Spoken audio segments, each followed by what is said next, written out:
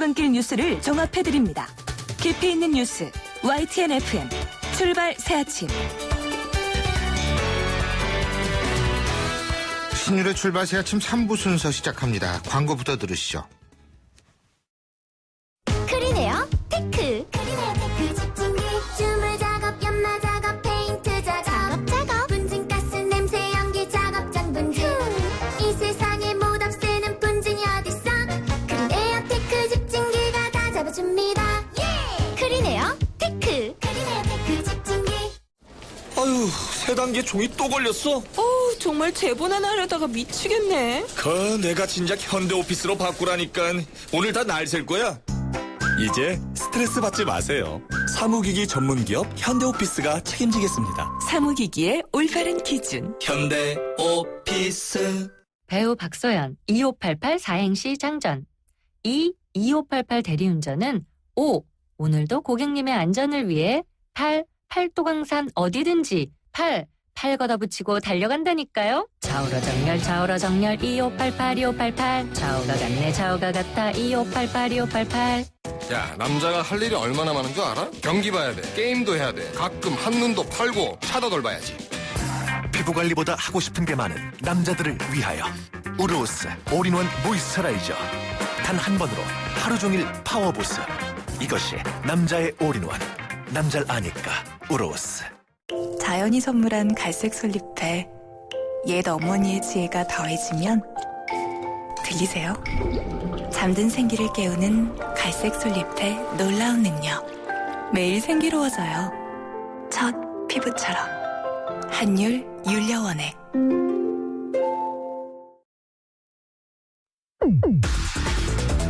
송곳 같은 말, 허무한 말, 우리가 주목해야 될 말을 전해드립니다. 왁자지껄, 말.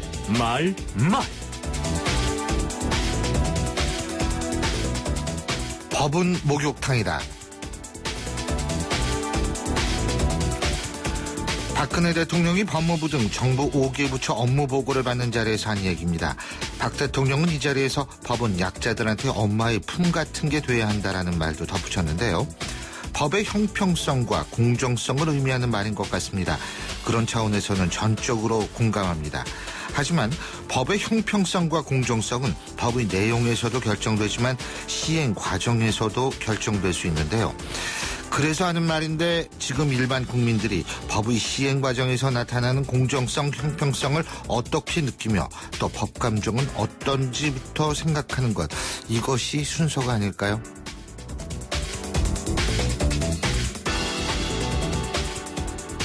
언론인들이 게을러서 좋은 인재를 찾아 얼마든지 야당과 비견할 수 있는데 안 하고 있다.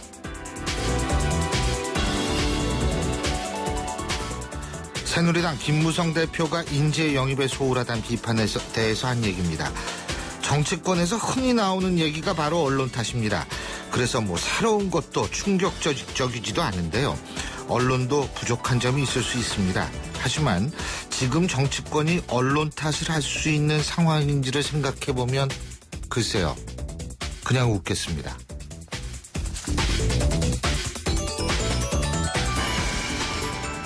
인기가 왜 없냐? 장관을 제대로 못했으니까 없는 거다.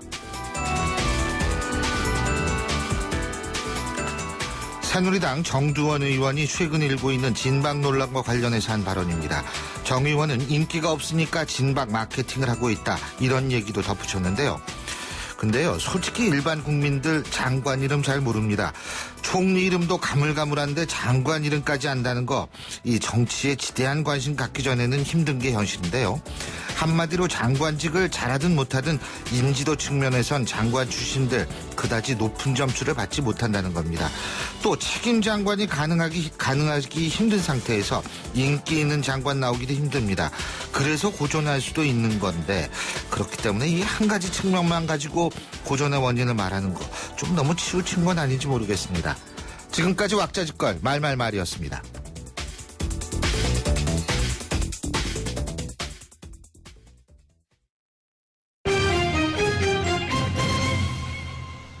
경제 뉴스 알아보겠습니다. 최요한 경제평론가 연결합니다. 안녕하십니까?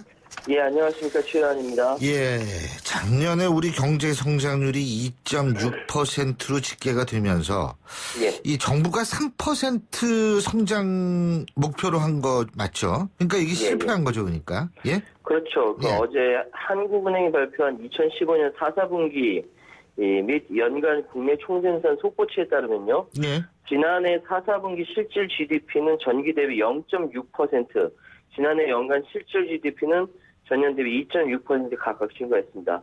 그러니까 앞서 한국은행 조사국이 올해 성장 기여도를 내수 2.8%포인트, 수출 마이너스 0.2%포인트로 각각 추산했는데, 그러니까 통계 작성 이후 수출의 성장 기여도가 연간 기준으로 마이너스를 기록한 건 처음이라고 합니다. 예.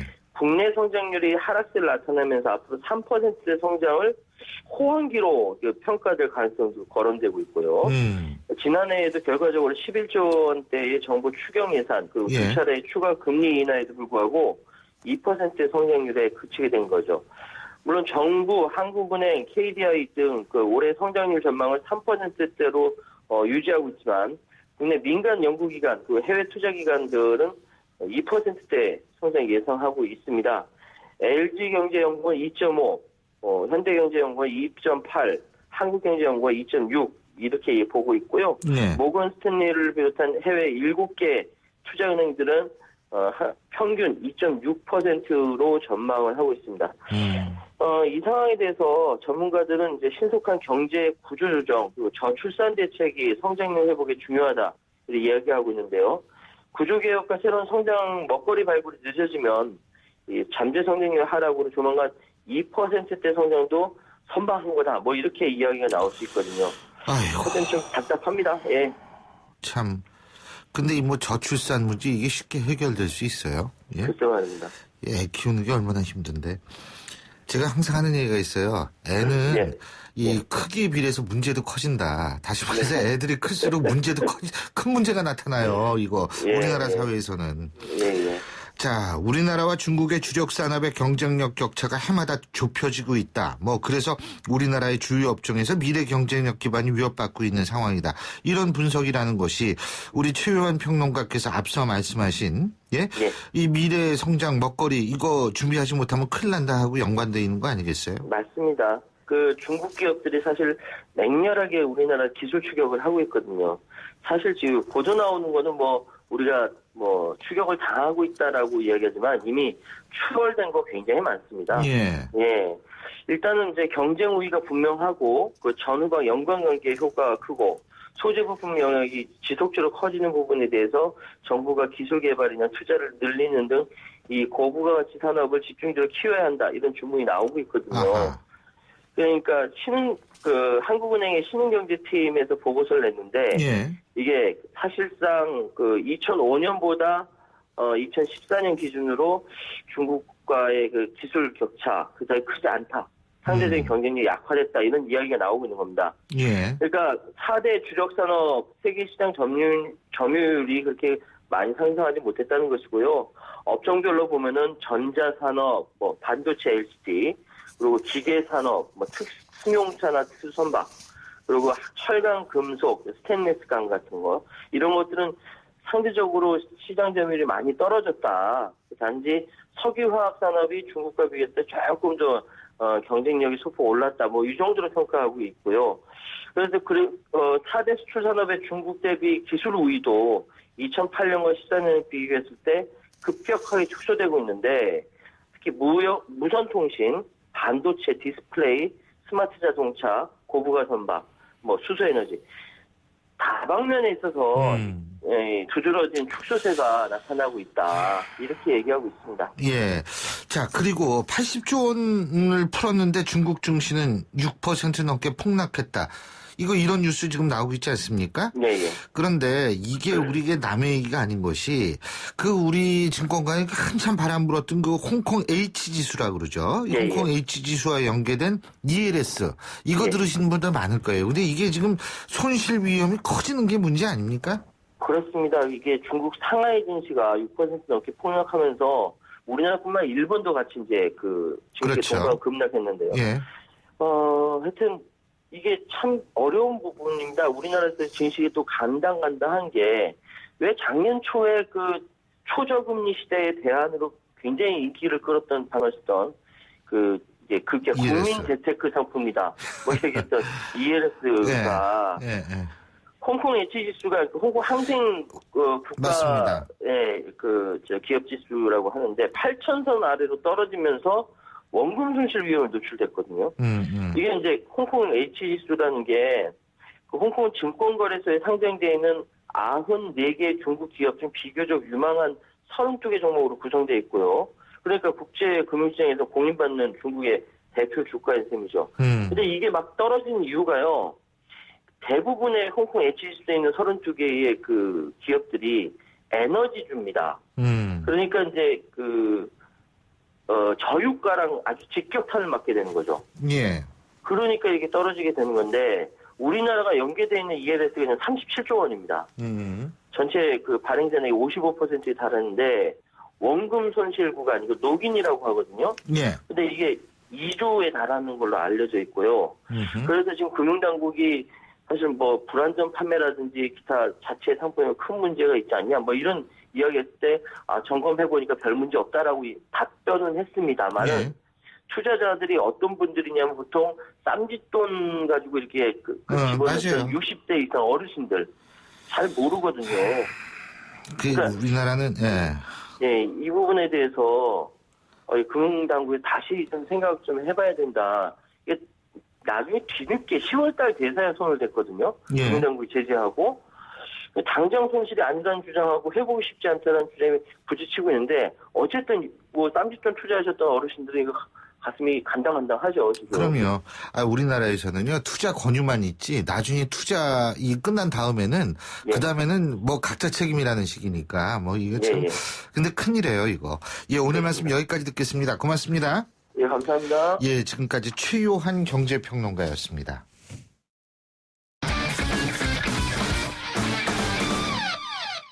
스포츠 소식 알아보겠습니다. 최동훈 스포츠 평론가 전화 연결하죠. 안녕하십니까? 예, 안녕하세요. 오늘은 계속 축구 얘기 아까 저 방송 서두에도 했었어요. 왜냐하면 기분 좋은 일이 이거밖에 없거든요. 8회 연속 올림픽 출전. 이거 진짜 대단한 기록이에요. 뭐 전 세계에선 유일하게 우리만이 갖고 있는 기록이긴 한데요. 32년을 계속 올림픽에 나갔다는 얘기 아닙니까? 예, 그렇습니다. 이 아시아 축구연맹 23세 이하 챔피언십 4강전에서 이 개최국이죠. 이 카타르를 3대1로 꺾고 결승에 진출했고요. 말씀하신 대로 8회 연속 올림픽 진출을 확정졌습니다. 이 전반전 0대0으로 끝났고요. 후반 3분 만에 류승우 선수가 선제골을 터뜨렸는데 이 34분에 또 동점골을 허용하면서 1대1인 상황이었고요. 분위기는 좀 카타르로 넘어가는 듯한 분위기였습니다. 그러다가 경기 끝나기 종료 직전 후반 43분에 권창훈 선수가 결승골을 터뜨렸고요. 이 카타르가 우왕좌왕하는 사이에 문창진 선수가 추가골 터뜨리면서 이 카타르 3대1로 따돌렸습니다. 저는 이 후반에 동점골을 허용하고 난 뒤에 주도권을 카타르에게 내줬는데도 이 기회를 놓치지 않고 결승골 뽑아냈다는 점, 그리고 이 끝까지 이 집중력을 잃지 않고서 종료 직전에 카타르가 우왕좌왕할 때 추가골 뽑아냈다는 점을 좀 많이 칭찬을 해주고 싶습니다. 그렇군요. 그 마지막 그 문창진 선수가 골 넣을 때 황희찬 선수의 드리블이 엄청 났다고 합니다. 전 사실 이거 못 봤거든요. 왜냐하면 일찍 자기 좋은 아침 방송하는 거 아니겠어요? 수비수 3명을 제쳤다고 그러더라고요. 엄청 났다라고 보신 것처럼 말씀을 하셔도 하나도 틀린 말이 아닙니다. 그 황희찬 선수가 이 8강전에서 부상을 당했기 때문에 오늘 경기에 선발로 나오지 못했거든요. 후반 33분에 교체에 투입됐는데 이 권창훈 선수의 결승골도 그렇고 문창진 선수의 추가골도 그렇고 모두 다 이 황희찬 선수로부터 시작이 됐습니다. 특히 마지막에 문창진 선수 골 어시스트 할 때 미드필드부터 드리블 치고 나갔거든요. 수비수 3명을 제치고 어시스트를 해줬는데 이 황희찬 선수가 이번 대회에서 골을 기록하지는 못했지만 매 경기마다 이 골로 연결되는 기회를 만들어내면서 인상적인 활약을 펼쳤고요.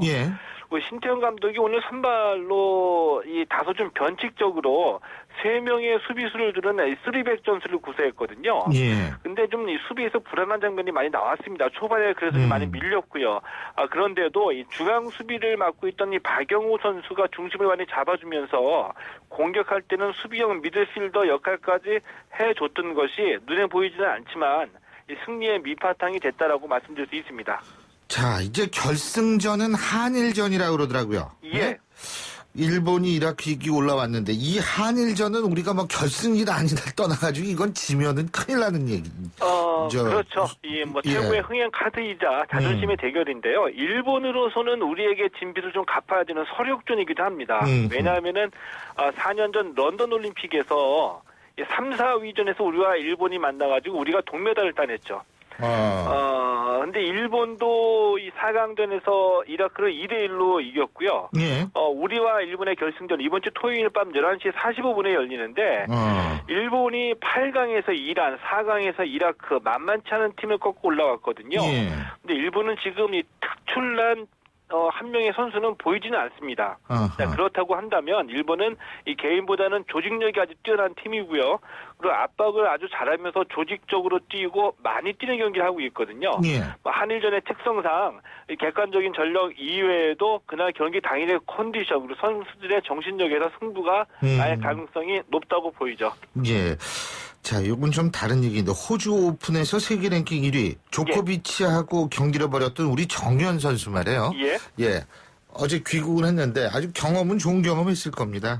예, 그렇습니다. 역시 그 언론은 좀 이 객관적인 성적보다도 이 국민의 관심사에 따라서 많이 이제 그 시간이나 지면을 할애를 하는데요. 그렇죠.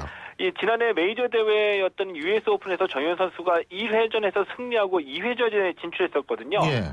근데 호주 오픈에서는 1회전에 탈락했는데 오히려 어제 더 많은 관심을 보였죠. 그 이유가 그 1회전에서 세계 랭킹 1위 조코비치 선수하고 경기했기 때문에 관심을 많이 받기 때문에 이제 언론에서 관심을 준 건데요. 예. 이 정현 선수가 이렇게 얘기했습니다. 나도 잘했다. 그런데 상대가 더 워낙 강했다. 이런 얘기 했는데, 나름대로 좀 느낀 게 많이 있는 듯한 그런 뉘앙스였었고요. 예. 메이저 대회에서 좋은 성적 내기 위해서는 5세트를 충분히 소화할 수 있는 체력이 필요하다라고 강조를 하기도 했는데, 올해의 목표와 관련해서는 리우 올림픽에 출전하는 것이 목표라고 얘기했습니다. 그렇군요. 그리고 이대호 선수 말이에요. 예. 아직 메이저리그 구단하고 계약을 하지 못하고 있는데 일본 언론에서 재밌는 분석 기사가 나왔다고 그러는데 어떤 내용입니까? 일본의 도쿄 스포츠라는 스포츠 전문지거든요. 예. 근데 이대호 선수가 메이저리그에서 지금 홀대받고 있는 거, 예. 이것은 한국 야구에 대한 메이저리그의 평가가 달라진 반면에 일본 야구에 대한 저평가 때문이다. 이런 분석을 해놓았거든요. 아하. 근데 크게 뭐 동의하기도 어렵지만 그렇다고 해서 완전히 틀린 내용이다라고 얘기하기도 좀 어려운 그런 정도의 내용인데요. 뭐냐면은 이대호 선수가 지난해 일본 시리즈에서 MVP에 올랐습니다. 예. 4년 동안 통산 타율이 2할 9푼 3리를 기록했는데 이 정도면 상당히 잘하는 거거든요. 예. 근데 지금 메이저리그와 아직까지 계약을 못하고 있는 반면에 한국은 이 박병호, 김현수 선수가 높은 대우를 받으면서 단연 계약을 했다. 그런데 이렇게 된 이유는 최근 몇 년 동안 일본은 이 야수 출신들이 메이저리그 가가지고 다 실패를 했는데 예. 한국은 강정호 선수가 지난해 크게 활약했기 때문에 강정호 선수 휴가를 본다는 얘기죠. 이대호 선수 계약이 늦어지는 게 반드시 뭐 일본 야구 출신이라고만 보기는 힘든데 이 강정호 휴가를 우리 선수들이 본다는 얘기는 틀림없이 맞는 얘기거든요. 근데 이 박병호랑 김현수 선수 미국에 예. 좀 가 있으니까 이 강정호 선수한테 좀 저녁이라도 한번 세게 사야지 될 것 같습니다. 알겠습니다. 오늘 말씀 여기까지 듣죠. 고맙습니다. 예, 고맙습니다. 예, 최동훈 스포츠 평론가였고요. 신율의 출발 새 아침 3부 순서는 여기서 줄입니다. 잠시 뒤 4부에서 뵙죠.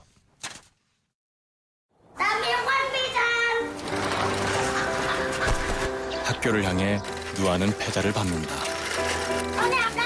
가난이 따라오지 못할 만큼 힘차게.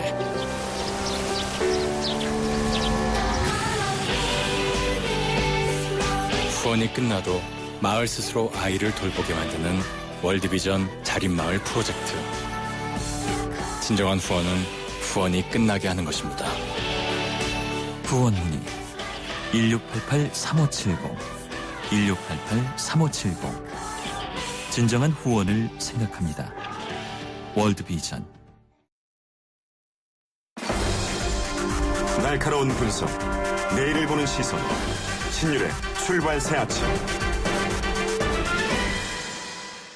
신율의 출발 새 아침 4부 순서 광고 듣고 시작합니다. 언제까지 말이 많은 차를 선택할 것인가?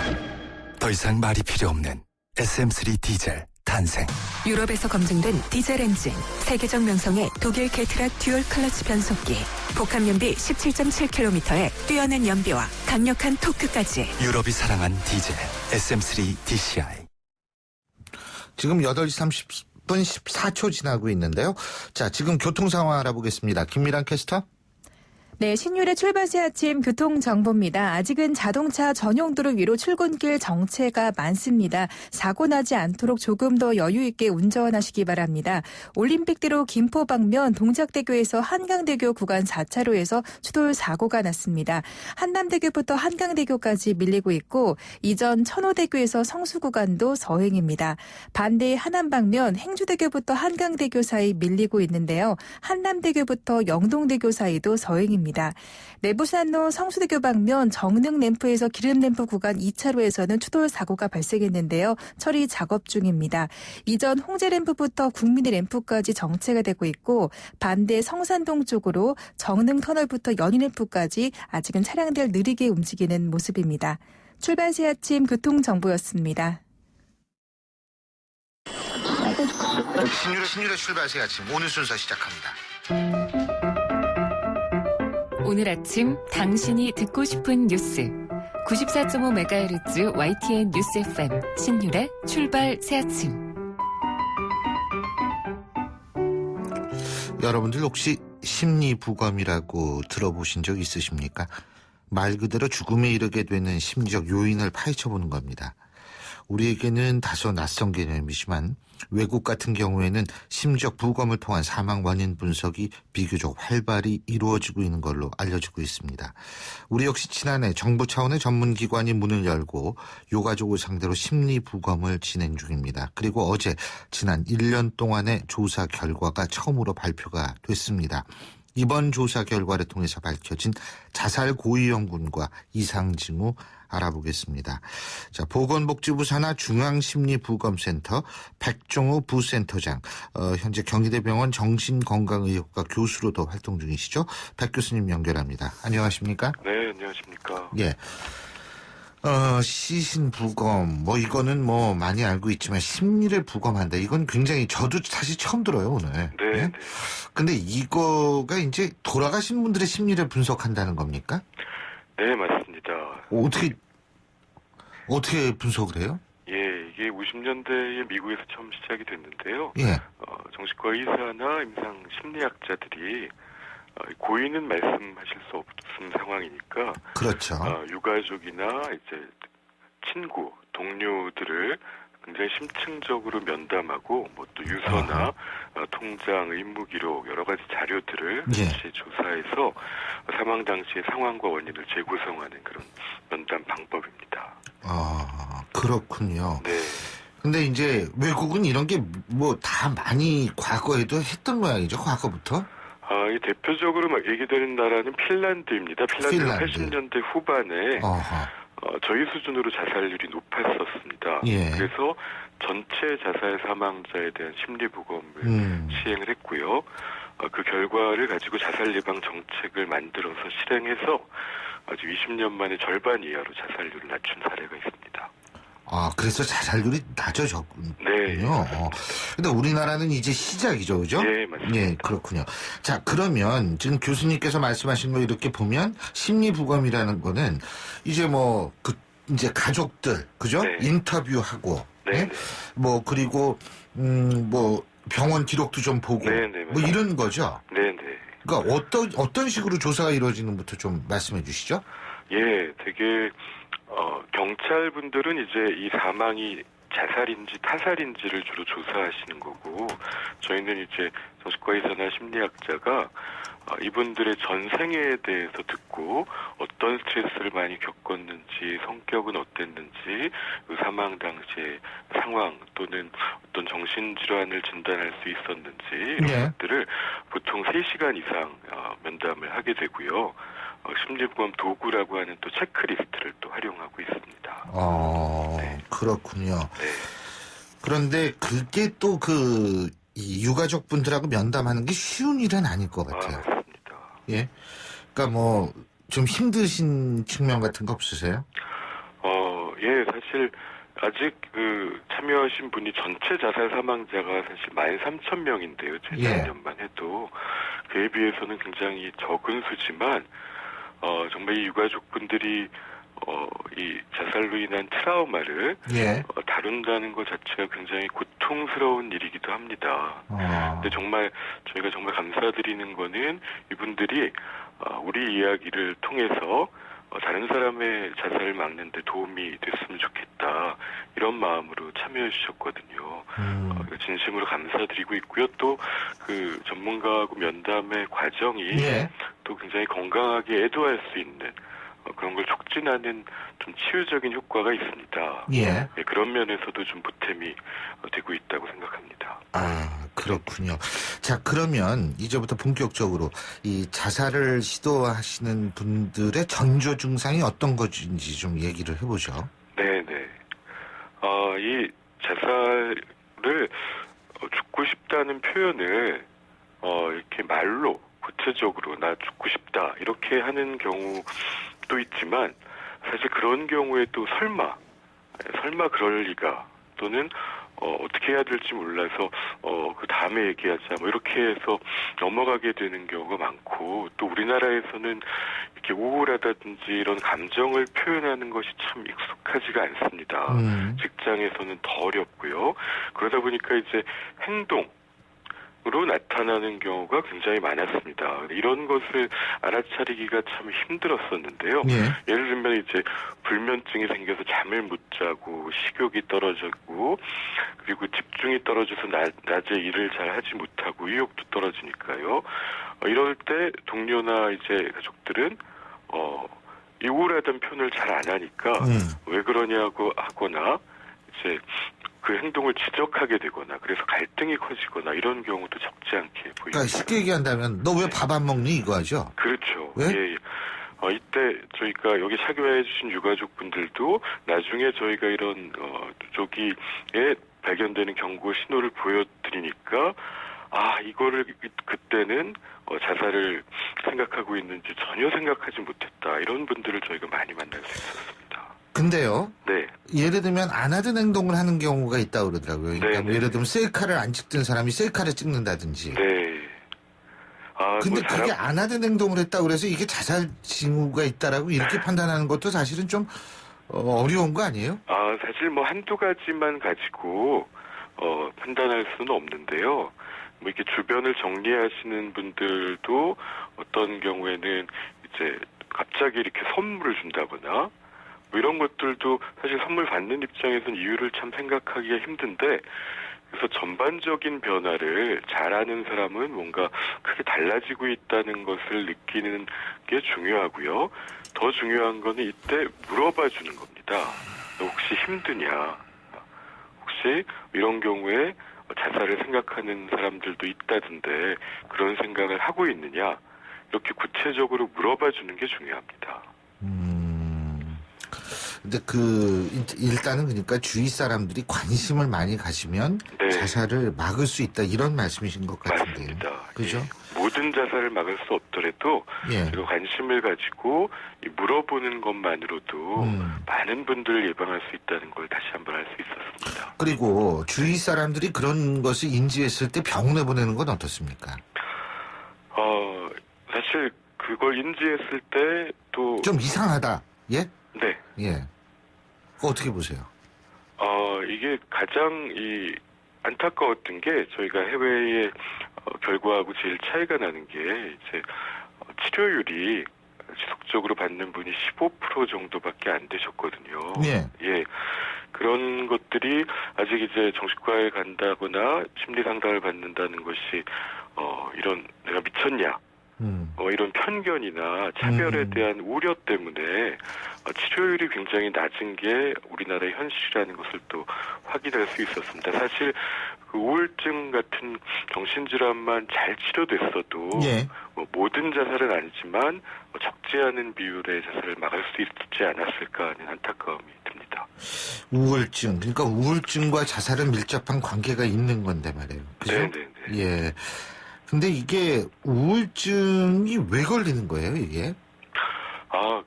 사실 우울증의 원인은 그런 상황적인 스트레스도 있고, 그 다음에 그분의 성장 과정이 있고, 이 여러 가지가 복합적으로 작용을 하는데, 이 자살에서 우울증이 문제가 되는 거는 모든 경제적 스트레스가 있는 사람이 다 자살하는 게 아니지 않습니까? 근데 이제 우울증에 걸리면 마치 선글라스를 낀 것처럼 다 세상이 어두워 보이고, 본인과 미래가 다 부정적으로 생각되고, 희망이 없다는 게 더 강화되니까, 이제 이걸 해결할 방법은 이제 자살밖에 없다. 이런 결론에 도달하게 되는 게 가장 문제점입니다. 그러니까 우울증도 약이 있잖아요. 약을 먹으면 좀 나아지지 않겠어요?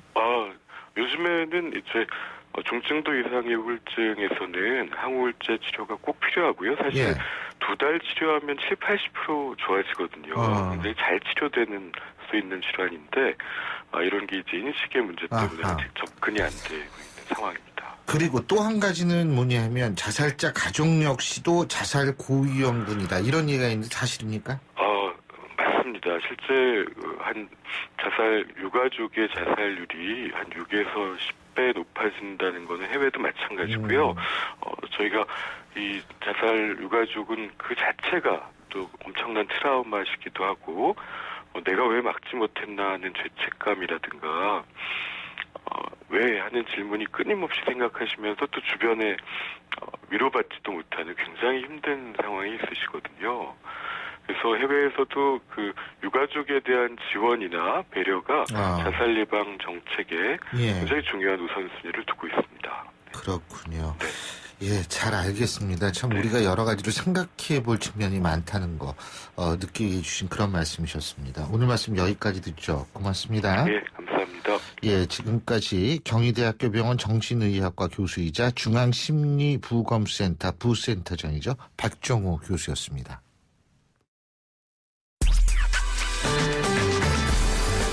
여러분은 지금 FM 94.5MHz로 방송되고 있는 신율의 출발 새 아침을 듣고 계십니다. 의견 주실 분은 짧은 문자 50원, 긴 문자 100원의 이용료가 드는 휴대전화 문자 메시지 샵 0945번으로 의견 남기실 수 있습니다.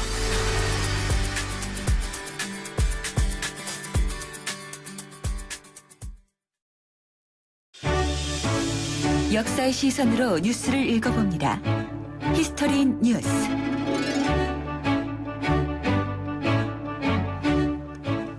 겨울은 보통 부동산 시장의 계절적 비수기로 꼽히는데 그런데요. 올겨울은 사정이 달라서 이 고공행진 중인 전셋값 이것 때문에 서민들 한숨이 겨울에도 깊습니다. 전세가 없으니까 월세로 갈아타느냐 이런 고민도 있으시고 근데 월세 가면은 또 임대료 부담 때문에 굉장히 힘들고요. 내 집 마련의 꿈은 점점 멀어지고 이게 악순환이 연속이 되는 건데 그래서 오늘 히스토리 뉴스 시간에는 바로 이런 주거 문제 좀 알아보겠습니다. 한양대학교 동아시아문제연구소 전우영 교수님 나와 계십니다. 안녕하십니까? 네, 안녕하세요. 예, 이게 전세가 사라지고 있다. 근데요. 사실 전세 우리나라에만 있지 않습니까? 전 이제 독일에서 유학을 했는데 10년 살면서 전세 있는 거 한 번도 못 봤어요. 예. 그러니까 왜 이렇게 독특한 제도가 우리나라에 생긴 거죠? 이게 조선업이 서울에서 형성이 돼서 전국적으로 확산된 거로 좀 추정이 되는데요. 예. 이걸 이해하려면 이제 서울이라고 하는 도시 주거 문화의 형성에 대해서 먼저 말씀을 드려야 될 것 같습니다. 아시다시피 이제 조선왕조가 개창되면서 서울을 왕조 권력이 만든 도시입니다. 사람들이 모여 살면서 도시가 형성된 곳에 수도를 정하는 것이 아니고 허허벌판이었던 곳에 도시를 만들었잖아요. 그러다 보니까 이제 애초에 오려는 사람도 없어서 개경 주민들을 일부 강제 이주시키고 뭐 이렇게 해서 만든 도시거든요. 예.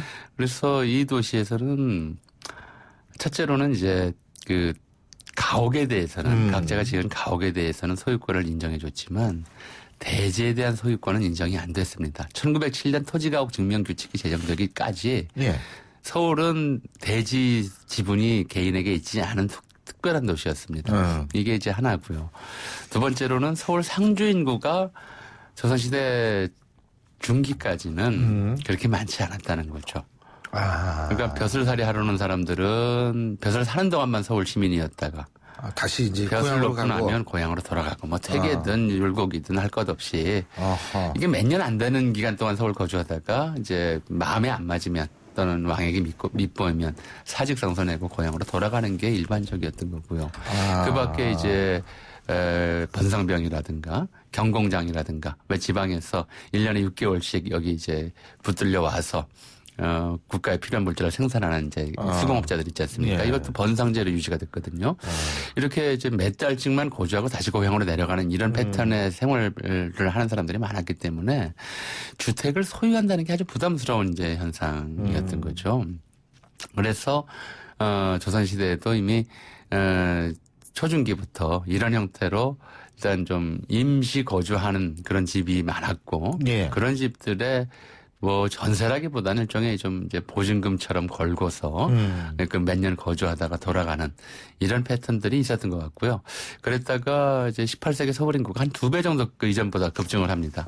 그러면서 이제 이게 하나의 관행처럼 18세기요? 예, 자리를 잡았던 것으로 보입니다. 그때 그렇게 폭발적으로 늘어나네요, 그래도. 그러니까 그 임진왜란 병자호란 거치면서 인구가 대폭 줄어 전쟁 기간 동안 이제 대폭 줄죠. 줄었다가 이제 지방에서 여러 가지 사회적 변동이 일어나면서 지방민 중에서도 대체로 이제 못 사는 사람들, 유민들이 많이 이제 서울에 들어와서 정착하게 되고 또 뭐 이렇게 인구가 늘다, 서울 인구가 늘어나고 또 지방 경제 사정이 변하다 보니까 상업 이윤이 높아지면서 서울을 안 떠나려고 하는 이제 양반들 문화가 생깁니다. 예. 그러니까 16세기, 17세기만 해도 좀 벼슬 살다가 원래 기본적인 생활 기반이 농토 경작에 있었기 때문에 지주 경영에 있었기 때문에 서울에서 녹봉이 떨어지면 서울에서 살 수가 없었어요. 시골에 가서 거기서 이제 지주 경영을 하면서 이제 지내는 것이 당시 양반들의 일종의 풍토였었는데 17세기, 18세기에 상업이 발달하면서 이제 상업이윤이라고 하는 것이 새로운 이권이 되고요. 이게 굉장히 단단하고 좀 돈이 많이 남는 장사였던 것 같아요. 그래서 이권을 지키려는 사회적 의지랄까요? 이런 게 전반적으로 높아지고 이러다 보니까 서울을 안 떠나는 어떻게든 서울에 붙어 있으려고 하는 그런 양반들이 많아질 뿐만 아니라 이게 하나의 이제 일반적인 문화처럼 돼버렸죠. 이 사람들이 서울에 눌러 앉게 되면서 막 경화사족이라고 해서 서울에서 쉽게 말하면 이제 땅에 들어붙은 양반들이 이제 많아지고 이런 과정에서 주택 문제가 이제 본격적으로 불거지기 시작하는 것이 한 18세기경부터. 18세기경부터. 예, 1700년대. 박사님, 그러면은 18세기 이제 그렇게 했는데 불거졌는데 소식한 얘기를 외국도요. 주택 문제는 심각합니다. 그렇죠. 그래서 우리가 68 학생운동, 유럽에 그게 있었잖아요. 근데 68 학생운동 이후에 가장 큰 학생운동 주로 일어나는 요인이 뭐냐면 이 주거 문제 때문에 일어나는 거였거든요. 근데 그래도 전세가 없는데 우리나라는 왜 전세가 생겼을까요? 그러니까 지금 말씀드렸던 것이 일단 좀 첫 번째로는 토지에 대한 소유분이 인정되지 않았다라고 하는 것이고요. 그래서 가옥 자체는 계속 이제 낡아가는 거잖아요. 이건 좀 구입을 한다고 해서 가옥이 뭐 올라간다든가 이런 부분들이 없었던 거죠. 이런 게 이제 하나의 좀 뭐랄까요. 가옥에 대해서 장기 임대료라고 하는 형태로 보증금을 거는 제도가 있었을 거라는, 만들어졌을 거라는 이제 추정이고요. 그다음에 18세기, 17세기 말부터 시작된 것이 이제 화폐 거래인데 이자율이라고 하는 것이 전세는 사실 이자율이 높아야 이게 맞습니다. 가능한 우리나라 옛날에 그래서 그 전세 났죠. 주택 임대차 제도거든요. 그래서 뭐 이제 가난한 사람들은 뭐 이게 이 담보가 불확실하기 때문에 애초에 좀 이런 방식으로 뭐랄까 돈을 굴리기가 어려웠던 것이고요. 그러니까 서울에 집을 가지고 있는 사람들이 이제 이자 소득을 노리고 다른 방식으로 투자할 대상들 영역들이 나오니까 좀 이게 거액의 상대적으로 이제 거액의 목돈을 받고 집을 이제 무상임대하는 이런 형태겠죠.